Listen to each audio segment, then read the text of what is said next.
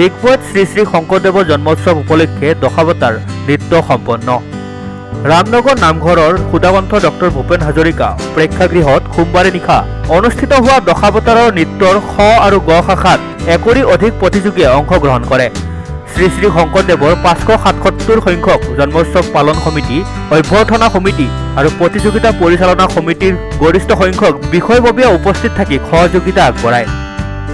ফলাফল অনুযায়ী খ শাখাত দিব্যাৰণী শৰ্মাই প্ৰথম, খ্যাতি নন্দিনী মোহনে দ্বিতীয় আৰু ৰুদ্ৰাণী দাসে তৃতীয় স্থান লাভ কৰে। একেদৰে গ শাখাত প্ৰত্যাশী সোণোৱালে প্ৰথম, আয়ুশ্ৰী দুৱাৰাই দ্বিতীয় আৰু বৈভৱী থাপাই তৃতীয় স্থান লাভ কৰাৰ বিপৰীতে মৈত্ৰেয়ী গগৈ আৰু চেংজা গগৈয়ে উদ্গনি স্থান লাভ কৰে।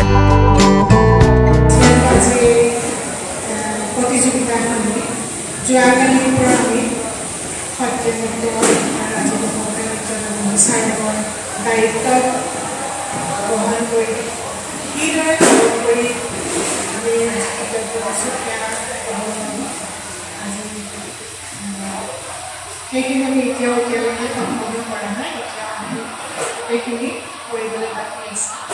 কিন্তু যোৱাকালিৰ পৰা আজিলৈকে আমি যিমানখিনি প্ৰতিযোগী দেখিলোঁ বা পালোঁ, প্ৰত্যেকৰে গুৰুজনলৈ মই গুৰুসকললৈ মই মোৰ আন্তৰিক শুভেচ্ছা ইমানখিনি আগবঢ়াবলৈ বাবে এইখিনিতে মই মোৰ ফালৰ পৰা বিশ্বাস কৰি কথা ক'ব বিচাৰিছোঁ যে তেওঁলোকে যিখিনি শিকিলে সেইখিনি সুন্দৰকৈ পৰিৱেশন কৰিছে, তাৰ মাজতে আমি যিখিনি ভুল ভ্ৰান্তি আছে সেইখিনিহে আমি কাটিবলৈ আৰম্ভ কৰিছোঁ।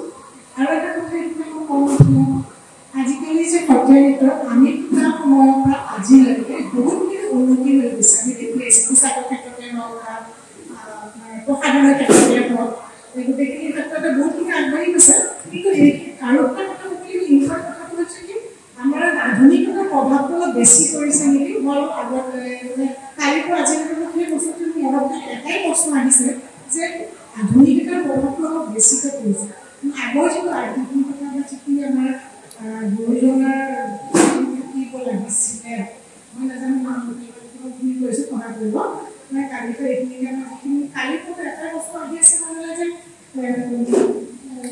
কিবা নাচ কৰিছে বা ঝুমুৰাই কৰিছে বা চাই নৃত্যই কৰিছে, কৃষ্ণ নৃত্যই কৰিছে, জোখতকৈ অলপমান সকলো বস্তু অতিমাত্ৰা দেখিছোঁ, যিটো মই বাৰে বাৰে মানে মোৰ চকুত পৰিছে। আমি তিনিগৰাকী হিচাপে কথা ইছলামী তিনিগৰাকী কৈয়ে কৰিছোঁ আৰু তেওঁলোকেও কৈ আছে, আমি আলোচনা কৰিছোঁ। সেইখিনি ক্ষেত্ৰত আপোনালোকে চকু দিব বুলি ভাবিছোঁ। অভিভাৱকসকলকো মই এইখিনিতে ধন্যবাদ জনাইছোঁ, তেওঁলোকে প্ৰশ্ন কৰিব।